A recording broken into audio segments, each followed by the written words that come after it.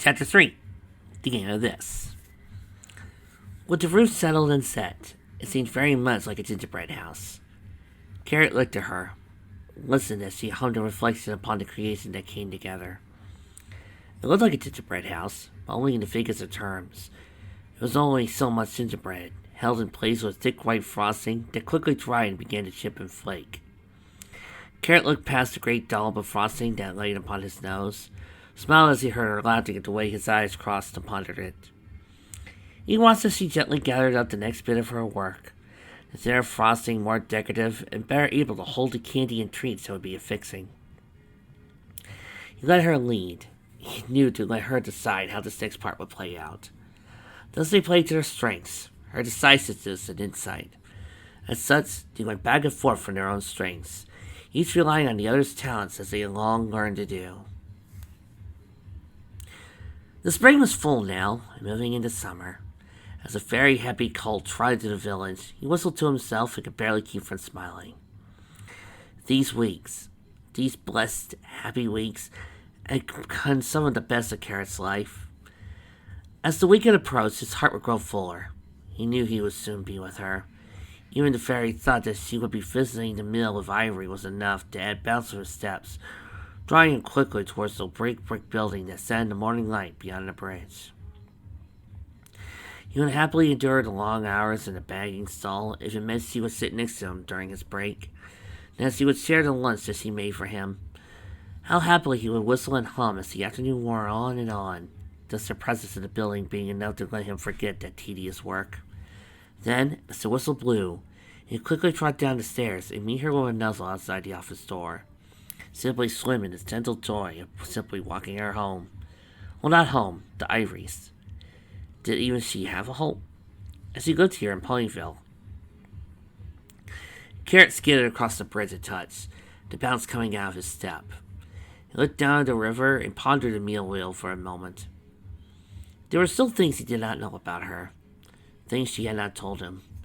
His face dropped as he looked at his own reflection in the pond far below. Of course she had not, he thought. Why would she?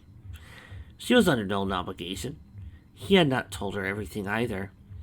He let her take the lead, and hoped that she would want to let him into her life more than she had to at this point. But she had not. There were still things she was hiding from him. Hiding?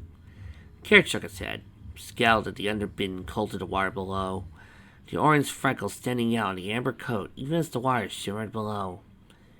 He couldn't believe it. There was no reason to believe it. He trusted her. He knew she was opening herself to him more each time they met. She nuzzled him so freely now, spoke so easily in his presence. Everything that he knew about mares, or thought he knew, told him that the promise made at the touch of their noses those 2 months ago was true. She did want to be with him, to be near him, just as much as he wanted to be with her. So, why was she not telling him these things? He lifted his head, gave a snort of determination. He would deal these things if and when the time came. He would trust her first, let her decide how it moved. With that, the thought of looking into those rose-colored eyes filled him, and these issues slipped away as he trotted over to the bridge and mill beyond. With that, Carrot came trotting along the mill, only to discover the unusual sight of his co-workers standing back from the door. As he looked at him, he saw an expression of apprehension across their faces. The bell in the city had not begun to toll out the hour, yet even though he was early as always, it was not the unusual sign of happy chatting that met him. Instead, a very palpable crowd of unease hung over them. "Hey!" Carrot said, turning to Soapsuds. "What's—" At once, an audible crash resonated through the interior of the mill. The cacophony was quickly repeated. Something large and ceramic seemed to burst apart across the windows of the large doors, flying to pieces as the staff looked on. The doors came open, thrown wide violently, and a bellowing voice screamed its sentence from within. At once, a stallion in a sticker suit came galloping out of the mill, eyes wide with fear.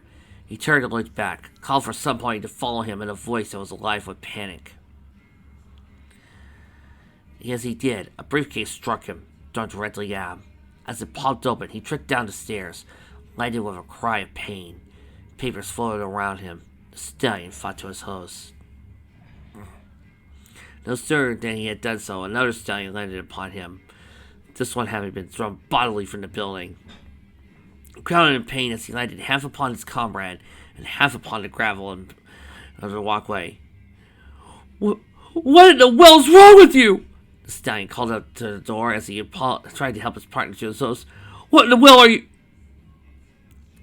A husk fell over, and he stopped, his fear now matching what his business partner had worn only a few moments before.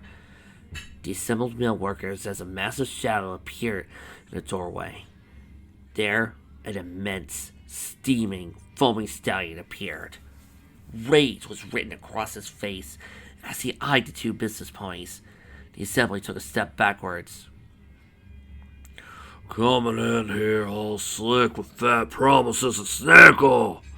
You had a deal, a contract. You lied to him.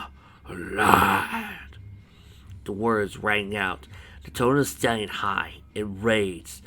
Lying, thieving garbage, he bellowed. It's just business, answered the first stallion to have left the building, flinging papers into the briefcase as his nose bled.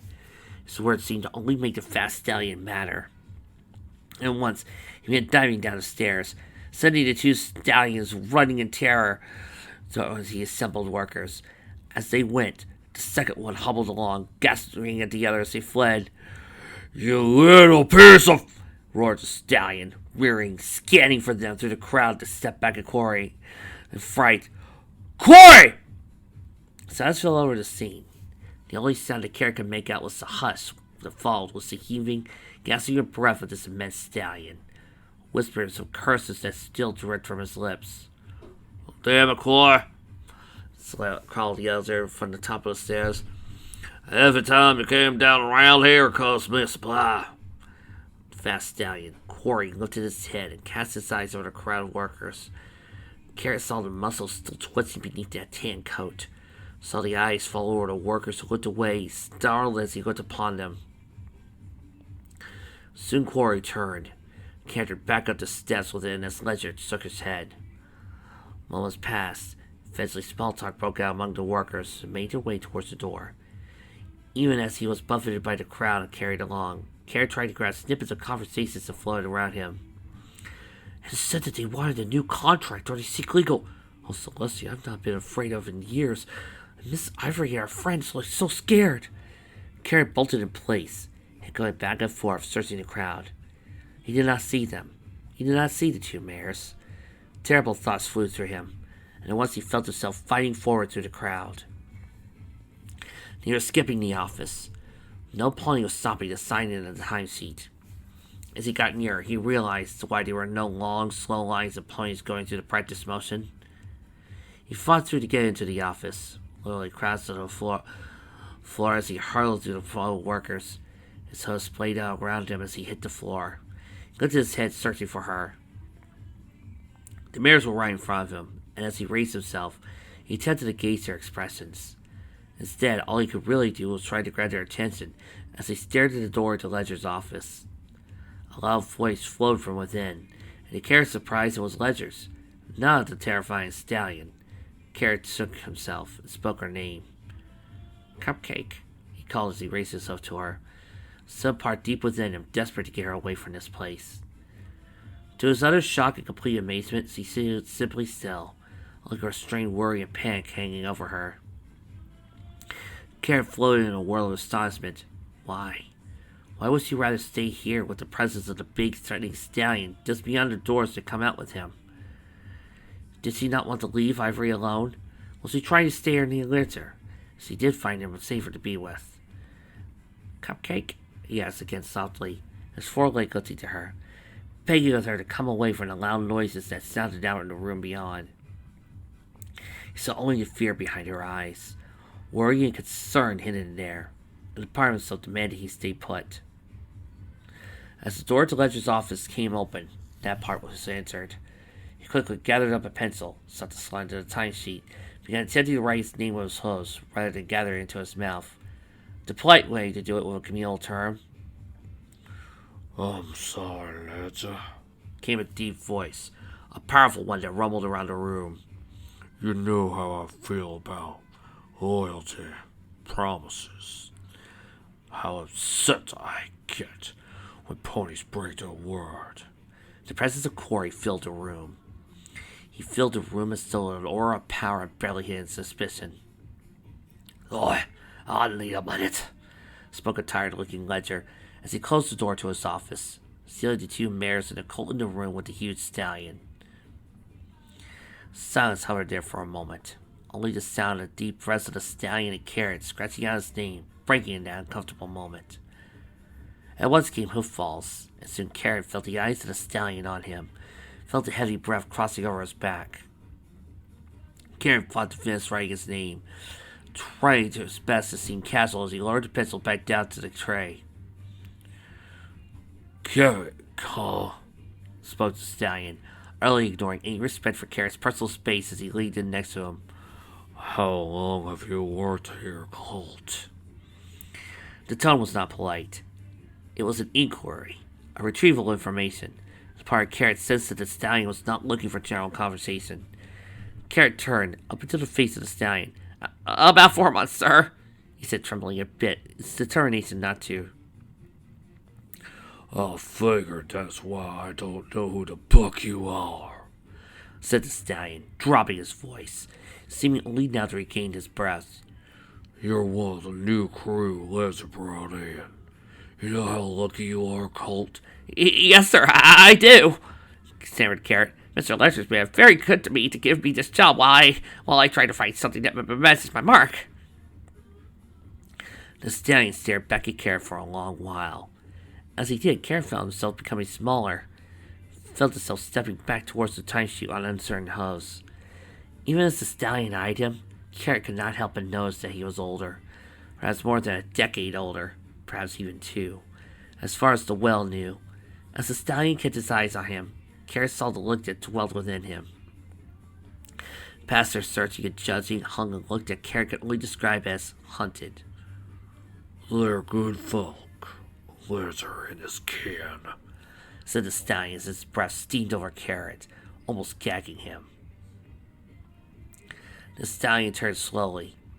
Carrot felt repulsion calling over him as the stallion stood between him and the mares, as the stallion let out a big smile across his face.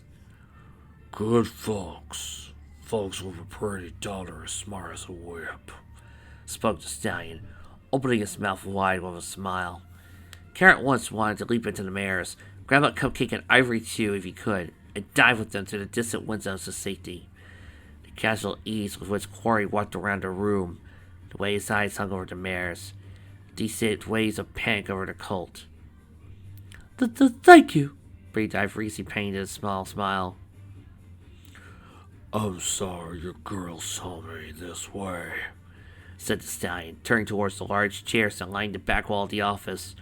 I'll get upset, you know. Carrot watched with disgust and apprehension as the stallion laid upon the chair with a grunt, his huge hooves striking the ground with deliberate sounds. His eyes flashed the cupcake. She was motioning to him, begging him to move.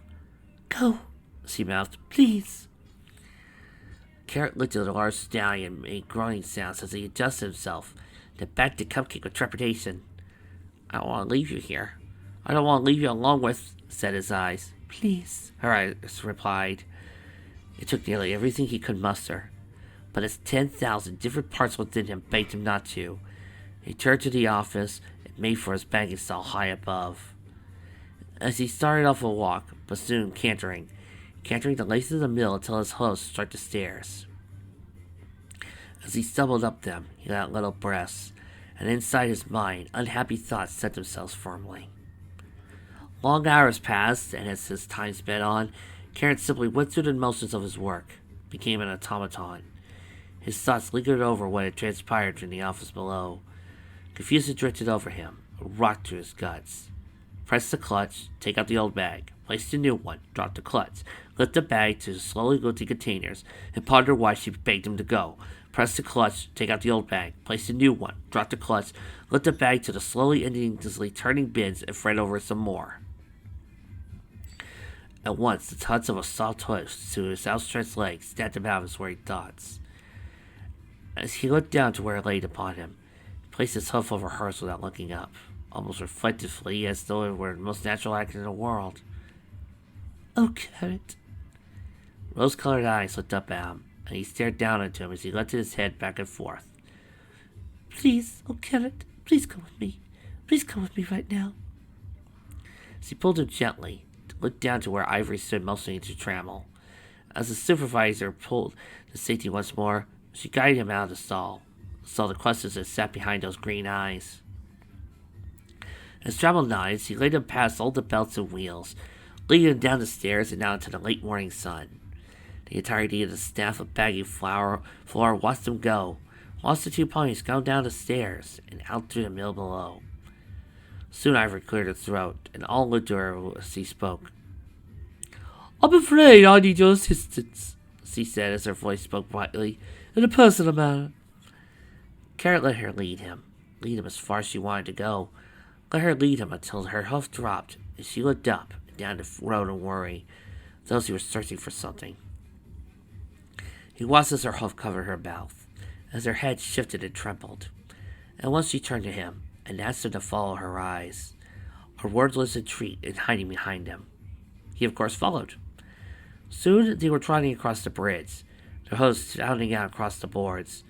To his surprise, they were down the embankment just at the end of the bridge, and for a moment he thought they were headed for the very same spot where they shared their swan-infested once upon the blanket weeks before. His surprise grew as he cleared the bushes, and instead heading down the warm path, he felt her tug him beneath the abutment of the bridge itself. So he drew himself far beneath it, up against the very cool stones to where the wood of the bridge dove into the masonry. A musty smell hovered in the cool air. "Cupcake," he asked softly. What is? Almost immediately she had pressed herself against him, placed her chest to his so firmly that his weary legs collapsed. Soon he was sitting upon the cool stones. As he pressed further, diving into his chest until her head rested against the side of his neck, as he gave a small, concerned sigh as he sat before him. Soon he felt himself stroking her forelegs with his hooves and worried for her. "Oh, Carrot." "Cupcake, are you okay? What's going on?" he asked once more, still drawing his hooves up and down her forelegs slowly, as though trying to ease a fear in her that he sensed but could not name. "Carrot," she asked, "do you trust me? Do you trust me, Carrot?" "Yes," he answered without hesitation. "Yes, Cupcake, I trust you. I do, Cupcake." He felt her take a few more deep breaths. At a moment she lifted herself from him. She took a step back, her rear hoof skidding slightly across the slick round stones that made up the interior of the abutment. She looked to the stones, then back to him, reaching out her hoof. As he placed his upon it, she breathed out a sad truth. "Oh, Carrot, this is gonna be hard for you. Carrot, I'm keeping something from you. There's something I haven't been sharing with you." Carrot nodded to her. Go on, Cupcake. I trust you. You can tell me anything," he beseeched, leaning his head forward, encouraging her to give up whatever secret was troubling her so deeply. "There's nothing you could tell me that—" "Oh, no, Carrot, that's not what I mean." She spoke as he looked down fully in the face, hers beginning to wrinkle with anxiety. "What I'm telling you is that I'm going to keep something from you. But there's something I'm not going to tell you." Cupcake watched the color drain out of him. "I have to do this, Carrot," she exclaimed, her voice ringing out the wooden parts of the bridge above. "I've been thinking about this since the second I got home with the eyes from our first date. From the moment Ivory learned that she was a finalist for the internship. This is my plan, Carrot. I can't think of any way for us to... Carrot's head followed her as he wiped her hose together, watched her swing her head back and forth. As he did, he saw her thinking, running through something in her mind. Once the decisiveness, planning, that part of her, his strength that was so admired, was at the surface, steaming away, scheming so they could be together. "This is the only way I could think of doing it, Carrot. This is all we could do." He did not understand. His confusion mixed with feelings he did not want, did not like associating with her. He had so many questions. Why? What was keeping them from being together in her eyes? All he knew was that she seemed to be in pain, filled with worry. This was causing her to fret and be bothered. This was causing her tears to well up at the ends of those perfect rosy eyes. Suddenly, he hated this. He hated this, and he did not even know what this was. "Oh, Kenna, please don't be mad," she said, catching the reflection of the emotion. "Please don't be upset with..." She gave a small yelp. Before she even had time to understand what had happened, she was caught up in his embrace, was once more deep in his chest, and her fear melted into him and was dissipated through him. He held her close, held her until her heartbeat slowed to match his, until her fretful breath matched his measured ones. She was again calm. "I trust you, Kenneth. I'm falling in love with you, and she said as she let the tension fall out of her. "This is the only way I can think of to keep things from ending up like..." "Cupcake," he interrupted. Does this end with you safe and happy? Able to see yourself as being with me?" There was so much more that Cupcake had wanted to tell him. She wanted to tell him that there were two players in the game of that this entailed, and that even as they sat there beneath the bridge, Ivory was explaining the rules to the mill workers that she had been spreading through the world to all of Ponyville. In the game of this, all the participants she had wanted to tell him were cheering for him. For them. She had told him that she was falling in love. Not that she was. Because she did not know what looked like or felt or tasted like. She had not been allowed to. She'd never been given the opportunity. She tried to think of a way to explain that, but instead, an idea caught happily inside her. Instead, she decided to forego those words. Instead, she lifted her nose, answered his questions by once more inviting him into her warm touch. Slowly, he lowered his nose to hers, and slowly the motions fell between them in long circles. Soon they were touching faces to one another, laying her cheek to his, neck to neck, until their heads slayed happily across the withers of one another. Suddenly, he loved this. He loved this and did not even know what this was. Across the river, a whistle sounded out. Those within the mill to their brakes in a cloud of steam. I brought you lunch again today," she said softly. "Thank you so much," he said as his head lay gently on hers. As they sat there, chest against chest, heartbeat to heartbeat under the bridge, the sound of carts crossing the plank and above reverberated around them. Nearby, the river flows silently into the pond, the big water wheel still sounding out its rhythm. Being quarry meant that they have taken everything from you that you've ever built. Being quarry means that they have manipulated you, lied to you, and deceived you. Being quarry means that they have thought themselves smarter than you and ought to have been right. Being quarry means that you decided that they will be dealt with in the only ways you know how, through violence, anger, and rage. Cupcake rested her head on his hoof, leaned against the clean countertop as she watched him make tiny practice motions. Carrot blinked, let his eyes focus past the big swaths of frosting that he had placed on the end of his nose. As he did, he moved the tiny tubes of icing around in measured paces, let them slowly make an image appear upon the front of the gingerbread house. Cupcake smiled to herself and pondered his moves. She thought about how careful and cautious he was being. This was his domain, his part of the project. This detailed work to play to his strengths.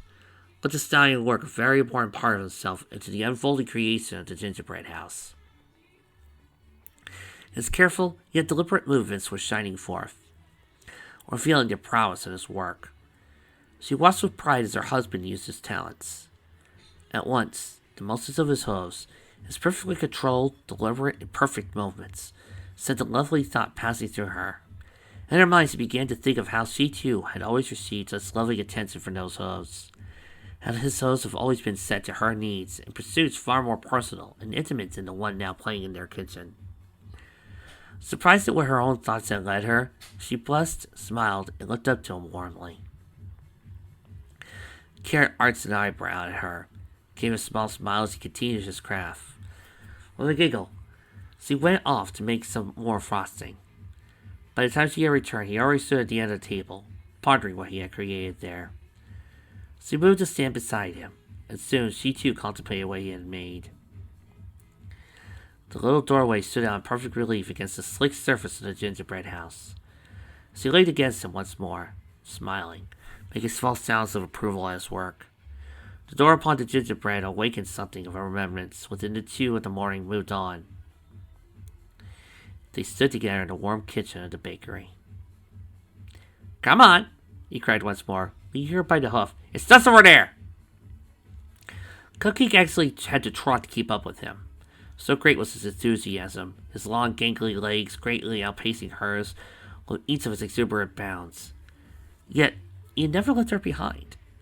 Constantly turned to her to cast doubts in his eagerness to show her whatever he had discovered. Even as he smiled at her, he could still see her head on a swivel, see her looking through the crowds of ponies, worrying over something she was still not telling him about. Even these weeks after telling him about this, it remained shadowed. He removed the thought from his head, and trusted that this game of this would play out as he was planning it. It was now his turn to put a new piece in play. As the summer's day grew more muggy and humid around Carrot, he waited for Cupcake to come closer to himself as they rounded the market square. He placed himself over her eyes and guided her with little movements as he giggled. "Ta-da!" called Carrot, lifting himself and flaying his chest. "Oh, yes," said Cupcake, reflecting upon what was set before her. The building looked ill, as though it were holding itself by determination alone. It looked forlorn, empty, and had the air of mild decay and costly plumbing repairs. She had seen it many times before, sitting there in the middle of downtown Ponyville, and never paid the structure any real attention. Why was he showing her this? She looked at the ramshackle structure over once more, studying it from the fading roof to the forlorn foundation. Her eyes moved from the gutters where the small trees grew, and caught on something that sat in the dusty window. It was a for sale sign. Oh my gosh! He brought her to the Golden Oaks Library! "Oh, come on, let's read the room!" She gave a gasp of insight as he drew her closer. Carrot ran his hoof through the dirty windows, cleaning them so they could both peer within. She looked inside, saw light filtering through a large, rustic interior. Even in a few shafts of luminescence, she could see the tall woodwork that was surprisingly robust and handsome. And as Carrot spoke, she began to understand. "It's centrally located, and I know where there's some old ovens a friend could let me borrow until I could buy some new ones," he began as he peered within. I also have some utensils and bakeware I picked up. After I got my mark, I started collecting, you see." "Carrot," she breathed, realization now setting in firmly. "Carrot, are you saying you'd like to turn this into a bakery?" Carrot smiled back at her. Slowly, the pieces of the game began moving for Cupcake. Now this opportunity was in play, she realized there were ways. She looked through the window up and down, put her hoof over her eyes and squinted, looked deep within. "Carrot," she said in a tone of authority, "how many rooms? What is its zone?" Carrot started and began looking for the for sale sign, over for any information. Finding none, he looked up to her in ignorance, shrugging his shoulders. "Oh, let me see if there's a wood-burning furnace," she said as he pressed past him, running her hoe through her mane. "Check the windows on that side there. See if there's any furniture. Kabooms!" Carrot followed her orders, happy to see how engrossed she was becoming. As he peered through a few more windows, he caught her movement on the far side of the building, saw a smile on her face. She moved through window to window, peering through the rooms. He saw her approaching the corner of the building, and at once a clever thought went through Carrot. He trotted to the corner, lowered himself with a smile, and extended his nose. With a happy laugh, he thought of catching her in a surprised nuzzle, his smile growing as he anticipated the warm, soft feel. At once, there was the sound of a body in motion, and the feel of contact shot through him. "Hello," came the rather surprised voice of a stallion. "Can I help you?" Carrot opened his eyes to find himself nose to nose with a big gray fellow with glasses, an umbrella, and a briefcase. Hi," he answered, a rather disappointed Carrot. He looked past this other stallion, saw Cupcake standing behind him, giggling as he realized what he had planned, and seeing it go wrong. "I'm the realtor," said the stallion, adjusting his glasses. "Sorry you're both. I'm looking it over from my office across the way. Can I show you folks around the inside? Oh, yes, replied Carrot, in place of Cupcake, as he smiled out. That would be lovely. As the realtor walked past him, Carrot felt an unusual sensation. Cupcake lifted herself upon his back. Her two forelegs crossed his withers. Almost instantly, he felt his ear in her mouth, and a slight nibble followed. As he slid off of him, she ran her face across his. She had seen what he had tried to do, and approved. Happily, he took her hoof, and they followed the realtor as he passed through the door of the structure. Dust covered everything. She wondered how long it had been unoccupied. As he listened to the realtor, she both contemplated his words and watched his Carrot trot from room to room, exploring gleefully like a foal would do. As the trio made their way into the back rooms, she realized what a good kitchen it would make. She turned to tell Carrot this, to point out how well it would work. When she found him, he was doing something that she did not quite understand. As Carrot stood above the dusty patch, looking down into something, even as she listened to the realtor, she watched Carrot slowly, deliberately place his hoof into the dust. His motion did, as it was so slow, calculated. At once Carrot's voice called out to him, and his eyes looked into a set of stairs nearby. Soon they passed out of the back room and headed for the stairs. As they did, Cupcake stopped to peer into the dust that had caught his attention. The second she did, she realized what he had done. A trail of her own hoof prints sat in the dust, marking where she had passed earlier. There, alongside the crispest, clearest of the marks, now sat one of his. His print overlapped hers just in the slightest, and just beneath. It cradled her print, embraced it. She lifted her eyes, heard him talking the ear off the realtor as they climbed the stairs. As the vision for the place grew, ringing around the shop space and soon echoing to the rooms above, she looked back down to the prints that stood in the dust. His vision and his dreams filled her. His voice, his joy at this possibility. These filled a part of her that he had been afraid to open for long months.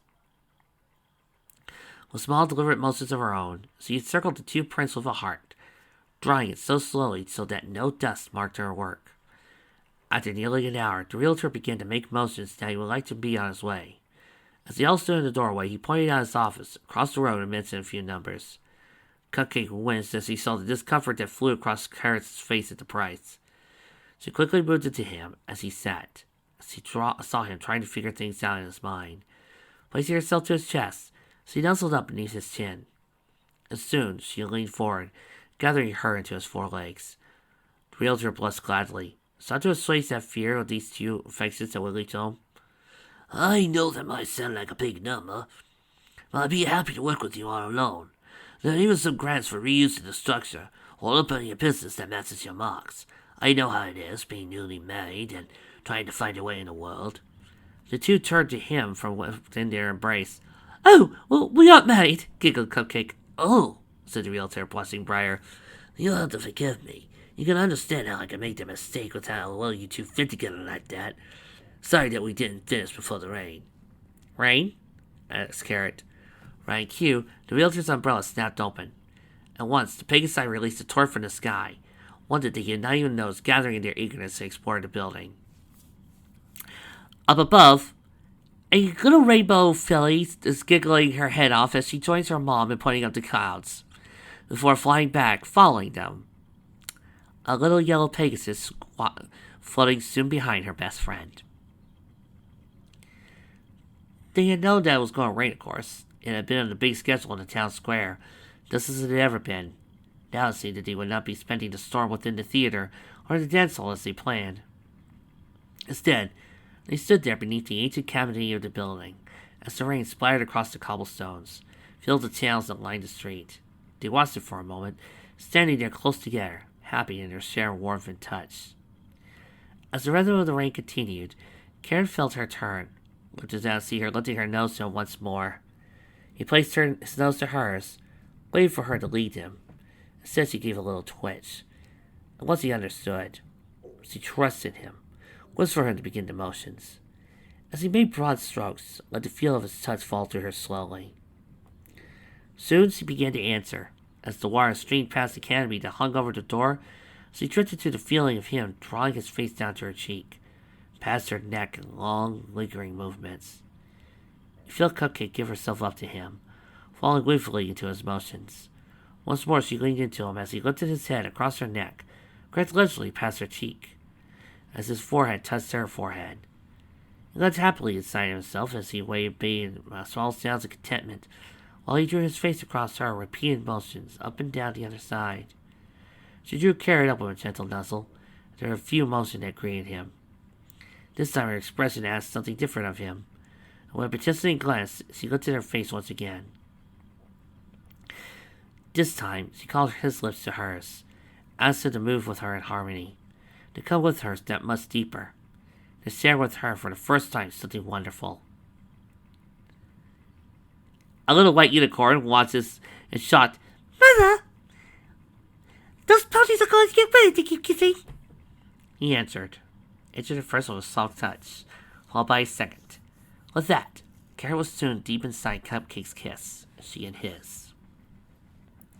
And that way they passed the rainstorm together, in the doorway as the water slid through the channels. A few wet ponies pelted past, splashing through the puddles that had gathered quietly. You know, I'm looking at Yeti here, and I'm thinking of how weird my audio recording devices had changed over time. It used to be I used an old headset.